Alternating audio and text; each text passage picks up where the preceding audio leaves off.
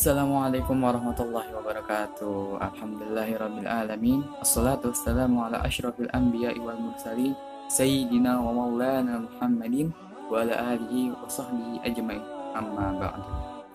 Puji serta syukur kita panjatkan atas kehadirat Allah Subhanahu wa Ta'ala yang telah memberikan kita berbagai macam nikmat dan hidayahnya sehingga kita dapat bertemu di bulan suci Ramadan ini dalam keadaan sehat walafiat. Salawat serta salam tak lupa kita haturkan kepada baginda kita Nabi Allah Nabi Muhammad Sallallahu Alaihi Wasallam yang telah membawa kita dari zaman yang penuh dengan kebodohan menuju zaman yang terang benderang ini. Perkenalkan, nama saya Rizky Alfiansyah. Saya dari kelas 11 MIPA 4 dari SMA Negeri 70 Jakarta. Dan pada kesempatan kali ini saya akan menyampaikan kultum tentang Ramadan dan perubahannya. Sudah kita pahami bersama bahwa Ramadan menawarkan begitu banyak keutamaan dan kemuliaan.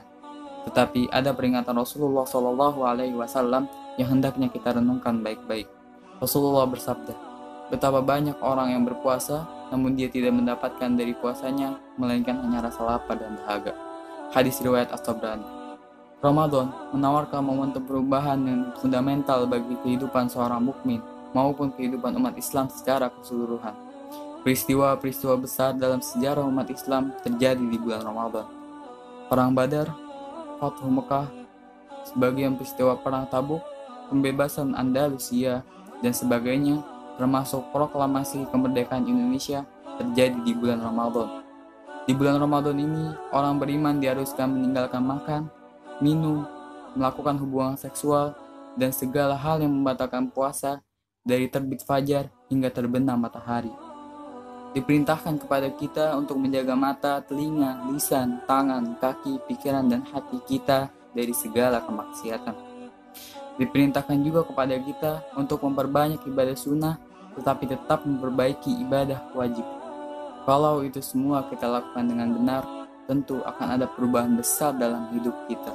Untuk itu, mari kita renungkan kembali apa sesungguhnya esensi Ramadan itu bagi kehidupan kita. Yang pertama, Ramadan itu bulan tarbiyah.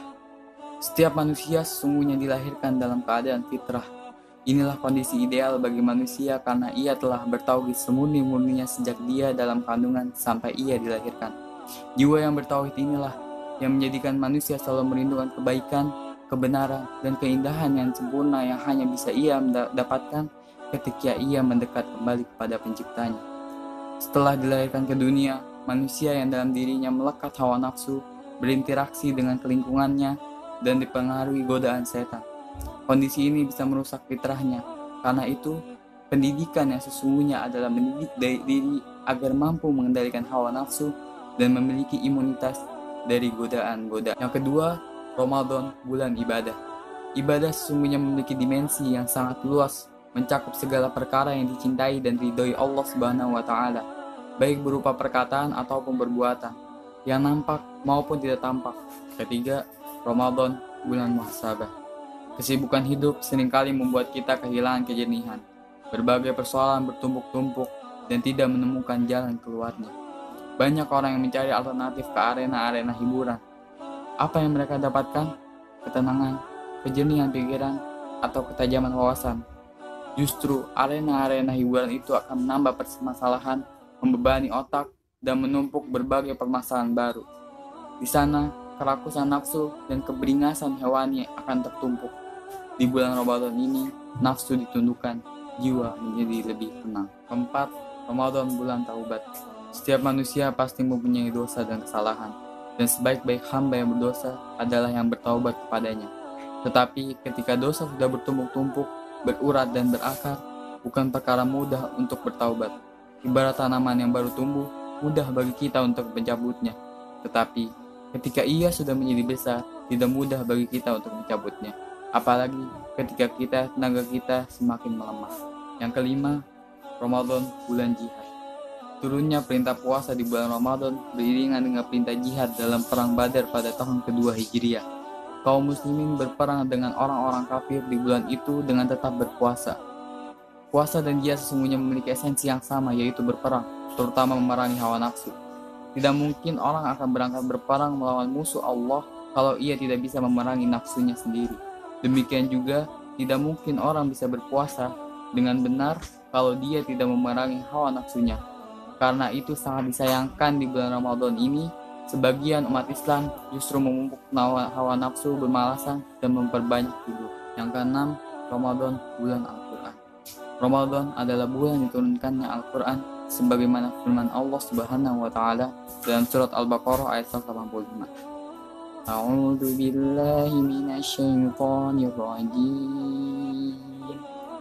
Syahrul Ramadan alladzi unzila fihi al-Qur'an hudan lin-nasi wa bayyinatin minal huda wal furqan.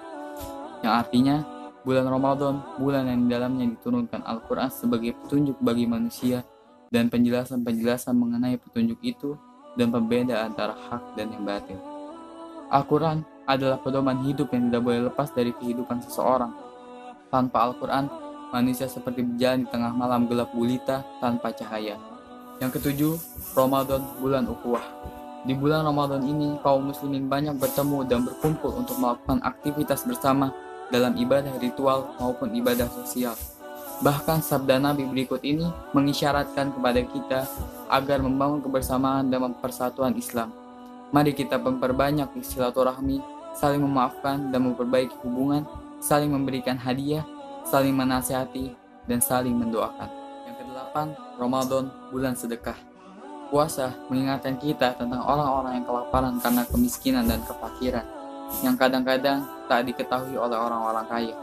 Allah hendak memberi kabar kepada mereka bahwa di sana ada saudara-saudara mereka yang tidur beralaskan tanah dan berselimut langit tanpa secuil makanan.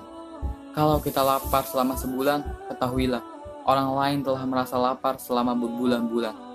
Mari kita jadikan puasa sebagai momentum untuk meningkatkan kedermawanan dan solidaritas sosial. Hindari segala sikap berlebih-lebihan, berfoya-foya, pemborosan yang bisa menumpuk jiwa sosial kita. Siapkan harta untuk menunaikan zakat, memperbanyak sedekah, dan memberi makan orang-orang yang berpuasa. Yang kesembilan, Ramadan, bulan dakwah. Dakwah adalah mempertautkan hati manusia dengan hidayah Allah dan merubah jiwa manusia kepada kondisi yang lebih baik dan diridhoi Allah Subhanahu wa taala. Hati manusia senantiasa berbolak-balik, kadang menerima, kadang menolak, kadang terbuka, kadang tertutup, kadang semangat, kadang mengendor. Kita diperintahkan berdakwah kepada manusia dengan cara yang baik. Pada bulan Ramadan, jiwa-jiwa manusia lebih terbuka, sehingga lebih mudah menangkap hidayah Allah. Karena itu, mari kita gencarkan syiar Islam dan semalkan dengan aktivitas ta'lim, kajian kitab, diskusi, ceramah, dan sebagainya. Semoga dengan demikian semakin banyak umat Islam ini yang tercerahkan. Demikian kultum yang bisa saya sampaikan. Semoga teman-teman semua bisa mengambil apa yang saya sampaikan pada kultum kali ini. Kurang lebihnya mohon maaf. Wabillahi taufiq wal hidayah. Wassalamualaikum warahmatullahi wabarakatuh.